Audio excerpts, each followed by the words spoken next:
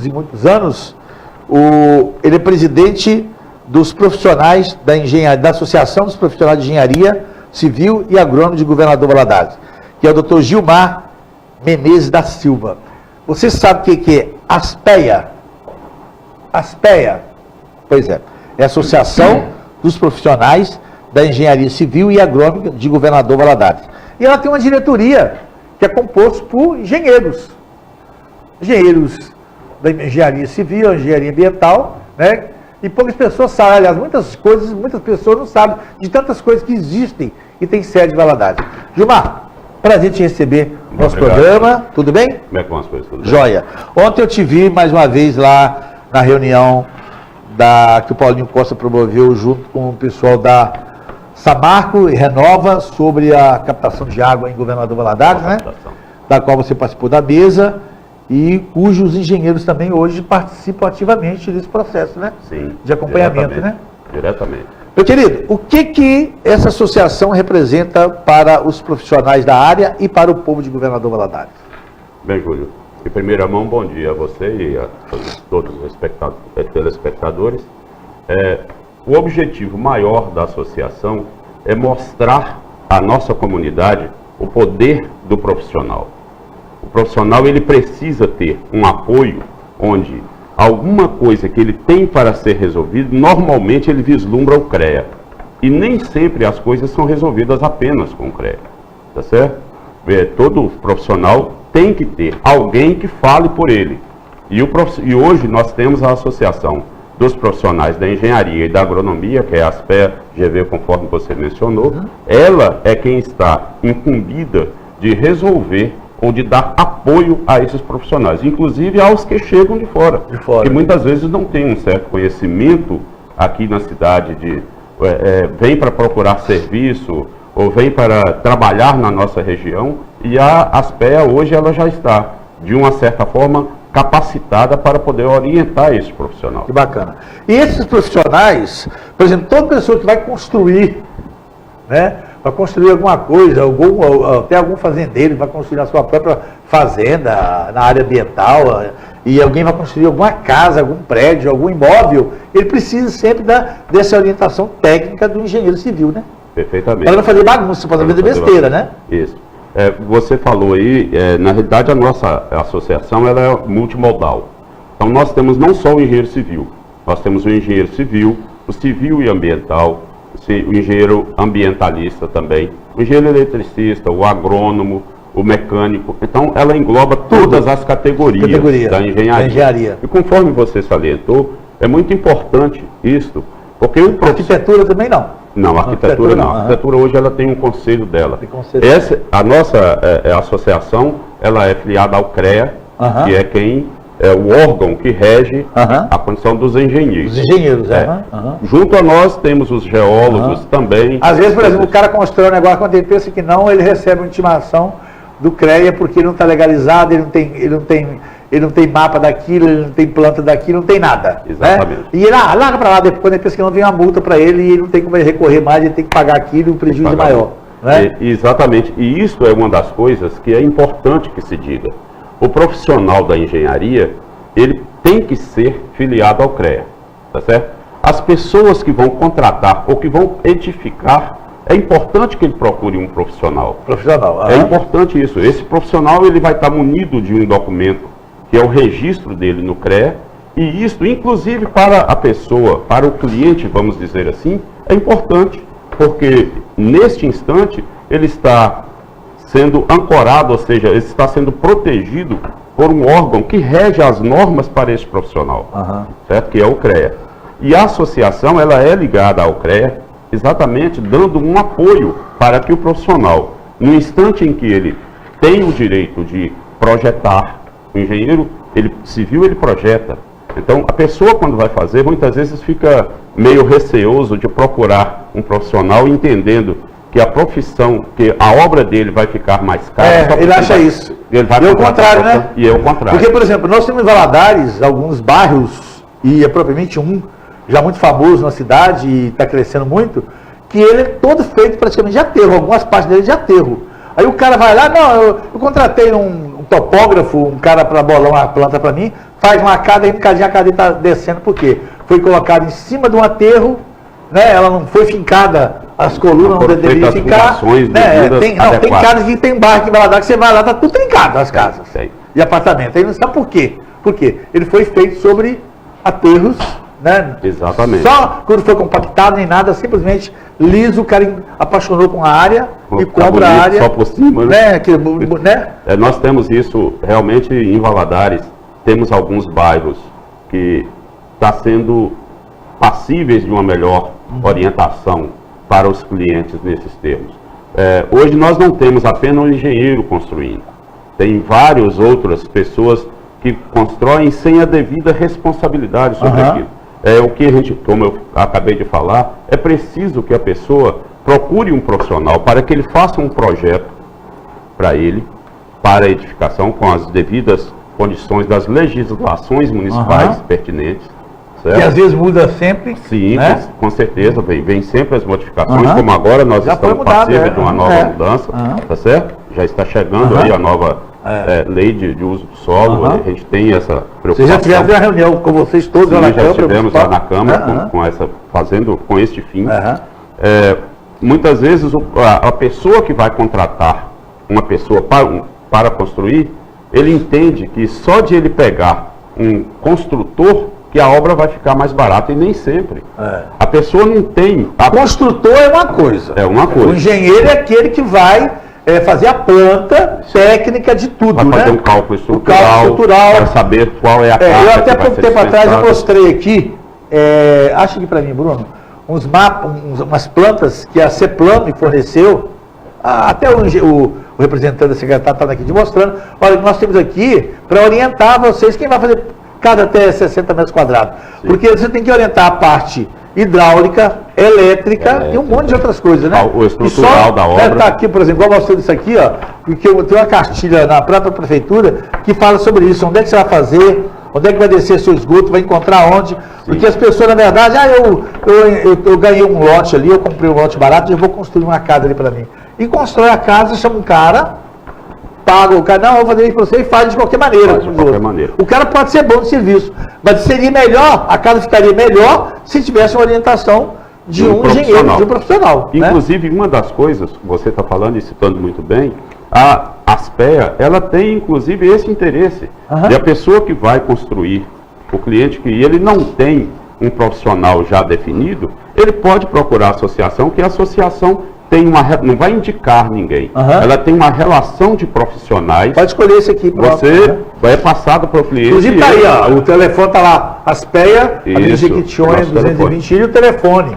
Porque hora que eu encontro alguém aí, pode vir cá agora, porque na verdade a gente fala o seguinte, as pessoas em Governador Valadares, que é uma cidade quente, por exemplo, o cara vai construir uma casa, não, eu quero gastar menos tijolo, faz mais baixinho. Aí vem por causa de 2 fileiras de tijolo, ele vai passar o resto da vida dele no forno. Sim, com certeza. Aí ele não olha... É o chamado pé direito. Isso, né? pé direito. É a altura, do piso até a parte de baixo da laje. Aí vem por causa de 2 fileiras de tijolo, não posso gastar muito não vou colocar mais 2 fileiras de tijolo não. Aí vem o engenheiro que é melhor, não. Vamos economizar aqui, mas vamos fazer isso aqui, ó. Você vai ter uma cozinha maior, uma cozinha mais alta, um quarto mais alto. Né? A posição do sol. Do sol da tarde, como você falou, a nossa cidade é uma cidade muito quente. Muito quente. O quarto de dormida é um local da casa de longa duração.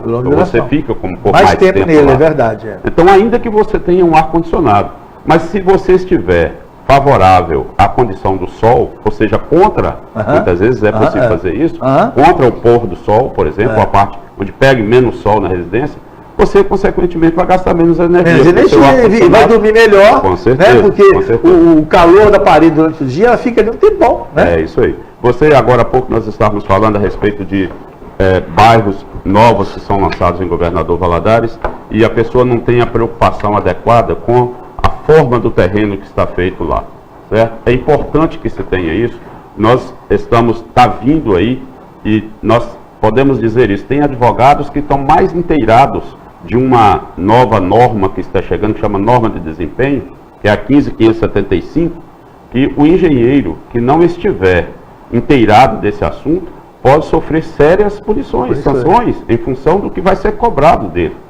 Né? Então, é importante que a pessoa esteja orientado quanto a isso. E aí, no caso deste, procure a associação. A associação tem profissionais capacitados para resolver esses problemas. Interessante isso. E hoje a associação tem mais ou menos quantos filiados, mais ou menos? Nós temos hoje 260 filiados. Muita coisa, hein? Muita coisa. Da cidade ou da região também? Da cidade e região. Da região. Nós atendemos um raio aqui de aproximadamente 100 a 150 quilômetros. Porque aquele dia na reunião lá na Câmara que nós tivemos representantes de Patinga, de Teoflotone, Tambacuri, Caratinga, né? Teve um pessoal de Teoflotone que, inclusive, naquela oportunidade que a gente tem lutado, a associação tem procurado voltar a atenção quanto a isto, tentando implantar na nossa cidade a engenharia pública. Engenharia pública, que é importante para nós. É o que se quer fazer hoje na Prefeitura Municipal, né? Prefeitura Municipal, exato. Olha, nós temos o advogado público, nós temos o médico, nós temos o odontólogo. Por que não pode ter o engenheiro? Sendo que a gente precisa muito da qualificação de muitos imóveis que são feitos aleatoriamente. São feitos em impostos, e aí depois vem a preocupação com a defesa civil. No instante em que não está adequadamente construído. E vem o prejuízo, né? Exatamente. É o prejuízo público, o prejuízo particular do sujeito. Perfeitamente. Né? Porque ele vai para um abrigo. Isso. Né? Aí ele quer que a prefeitura pague um aluguelzinho para ele, paga um determinado tempo, depois ele vai fazer o quê? Exatamente. Né? Essas coisas é que a gente procura precaver. E o profissional tem capacidade para isso. Que bacana. Certo? Na hora em que vai se edificar, olha que não é o lugar adequado. Ou antes de você edificar, você tem que fazer uma contenção, você tem que... Certo? Então essas coisas têm que ser feitas determinadas pontos antes da construção propriamente dita. E hoje, por exemplo, nós temos um governador Valadares, nós temos hoje 2 ou 3 escolas de engenharia, né? São 3 escolas. 3 escolas de engenharia, quer dizer, está formando engenheiros constantemente. Constantemente. Né? É uma leva muito grande. Eu estava assistindo um canal de TV ainda esta semana e estava ouvindo digamos, as perguntas que fizeram para alguns alunos propensos a vestibular. Então, falando até sobre o professorado. Eu vi ontem. Já viu? A maioria quer ser engenheiro. Engenheiro. Você viu a quantidade? E a minoria quer ser professor. Né? A maioria quer ser engenheiro. Isso aí. E um pouco médico, mas a maioria quer ser engenheiro. Alguns médicos, muitos engenheiros engenharia, a maioria professores. E aí onde é que vai colocar esse povo todo, hein? Então, é? geralmente não, todas as faculdades normalmente formam 2 turmas de engenharia por ano. É uma turma no meio do ano, uma leva grande, e outra turma no final do ano. Então você imagina, lugar para os profissionais, com certeza tem. Nós precisamos só nos qualificar mais. Aliás, na engenharia ambiental, eu conheço alguns de engenharia ambiental, que você convida o cara para ir profissionalmente na sua chácara, no seu sítio, ele planeja para você pomares maravilhosos, né? Maravilhosos. Maneira de captação de água, essas coisas todas muito a proteção bacana, né? de algumas nascentes que porventura tem. Eu me lembro, Gilmar, que uma vez o IEF, eu até contei isso para você ontem, tinha 2 técnicos, foram até embora daqui porque o IEF não conseguia pagar eles mais, contrato. E um era até bem deficiente físico, de um trabalho maravilhoso que eles fizeram na região, de captação de água, de plantios, de volta de nascente, sabe? Um trabalho muito bonito. Eu sei que eles foram embora para Imorés depois, que ele já era de lá. Aqui em Valadares não conseguiu, a prefeitura na época, eu inclusive tentei de tudo como secretário do Meio Ambiente, mas a prefeitura não teve interesse, é uma pena, né? Que a prefeitura tinha que ter interesse junto com o Estado e manter essas pessoas aqui. Sim. Que hoje o que acontece muito em Governador Valadares, por exemplo, você vai em São Vitor, que já foi uma das regiões de maior número de nascentes de água, hoje é um deserto. Hoje é deserto. Né? Então é uma preocupação muito grande nossa hoje, do profissional, também isso aí. Hoje você vê que as preocupações das faculdades têm mudado. Antes nós tínhamos a engenharia baseada praticamente na engenharia civil, na mecânica, na elétrica e na metalúrgica. O governador Valadares, por exemplo... Era isso, era o MIT. Era. Minas Instituto de Tecnologia. Que foi onde eu honrosamente me formei, né? Me graduei. Então, e foi o primeiro nome da Univale, né? O primeiro nome da Univale, exatamente. Hoje não, já tem uma gama muito grande de engenharia, e dentre elas, a engenharia ambiental. Exatamente essa preocupação muito grande que está tendo com o meio ambiente, as proteções de nascentes. Você tem hoje, por exemplo, exigências de porcentagens de área que devem ser reflorestadas com a árvore característica da região. Pois é. Então, o ambientalista, nesse caso, o engenheiro está dosado para conseguir fazer isso ir. Eu estava vendo o Bom Dia hoje, Bom Dia da Globo, foi preso hoje lá no Pará, o cara que estava tirando toras de aroeira. Eu tenho 10 alquê eu tenho 8 alquê de aroeira, só para você ver. Tirando toras de aroeira perfeitinho, aqueles postes gigantescos, sabe? Desmatando assim, todo direito, porque o governo autoriza você, por exemplo, quando o Ministério Público me chamou para que eu tinha que adequar 20% da minha terra para plantio, eu disse, não, eu estou dando 40%. Sim. E minhas aroeiras estão lá de todo jeito. E plantei mais 1.500 árvores. E eu tenho direito de vez em quando retirar alguma madeira que eu preciso lá para a roça. Mas eu estava vendo na televisão hoje como é que é, porque a aroeira, ela é igual um ferro, né? É uma madeira de muita resistência. Enquanto o eucalipto, você trata dele, ele dura 10, 8 anos, a aroeira dura 200 anos. 200 anos. Você vê como é que é o poder da aroeira, né? É muito grande. É muito grande. É uma madeira nobre, vamos dizer assim. E assim como você teve a preocupação, né, de manter e aumentar o plantio, infelizmente nós temos também aquelas pessoas que não se preocupam e acham Você vê dentro da cidade, as pessoas entram na prefeitura com requerimento pedindo para cortar a árvore da frente da casa dele. Sim. Sendo que uma árvore adulta, como essa Zoiti que nós temos aqui, representa 10 ar-condicionados ligados, para refrescar, come 40 a 70 quilos de poluente e à noite solta aquilo em oxigênio. Exatamente. E o cara vai lá e manda arrancar aquilo na porta da casa dele, quer dizer, os verdadeiros animais, me desculpa a expressão, né? E triste de nós se não fossem as árvores que nós temos hoje não é na verdade? cidade, né? Todo mundo, você já imaginou se não tivesse as pessoas de fora geralmente lisonjeiam muito. As pessoas de fora, o que mais encanta Valadares é as árvores, né? Meu querido, eu quero agradecer a sua presença aqui. E você vai voltar aqui semana que vem, se Deus quiser, ainda, né? Para falar mais. Depois a gente aguarda o Lucas aqui também.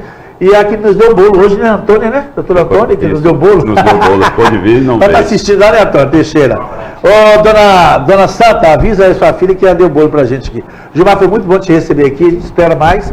E está lá o endereço, né? A associação, ela fica aberta de que hora em que hora? A associação, ela abre de segunda a quinta. Na sexta-feira nós não trabalhamos, né? A partir das 10 até o meio-dia, né? Porque nem sempre a gente tem horário. São profissionais que trabalham pela associação. De graça? De graça.